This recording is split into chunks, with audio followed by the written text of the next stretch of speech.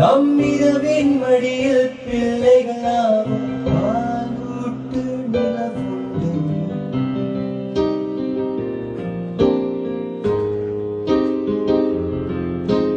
வெண்ணிலவே வெண்ணிலவே வினை தாண்டி வருவாயா, விளையாட